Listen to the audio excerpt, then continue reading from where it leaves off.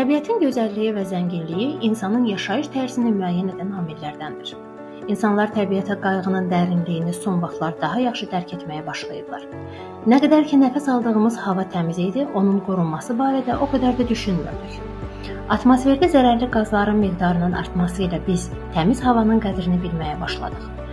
Bir çox canlıların nəslinin kəsilməsi təhlükəsi yaranandan sonra onların artırılması ilə bağlı hərəkətə keçdik. Texniki tərəqqi və insan fəaliyyətinin çoxalması ilə əlaqədar olaraq təbii mühitdə baş verən dəyişikliklərə qarşı ancaq son 100 ildə ciddi mübarizə aparmağa başlamışıq. Lakin bu mübarizəyə tək-tək adamların deyil, hər kəsin qoşulması lazımdır.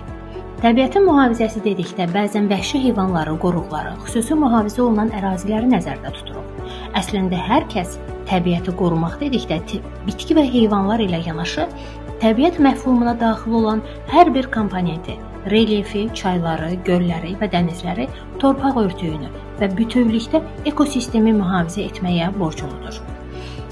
Təbiət qoynunda yaşayan insan yarandığı gündən təbiətin hazır nemətlərindən, havasından, suyundan, torpağından, meyvələrindən, heyvanat aləmindən və mağara adlanan hazır təbii evlərindən istifadə ediblər.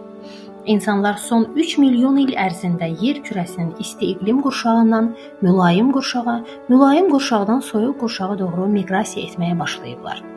Azərbaycan təbiətinin qorunması ilə əlaqədar tədbirlər bir arealı yox, bütün əraziləri əhatə etməlidir. Təbiətin qorunması nəinki bir ölkənin, hər bir dünya sakininin vacib missiyasıdır. Çünki yer kürəsində bütün təbii komponentlər zəncirvari formada bir-birinə bağlıdır.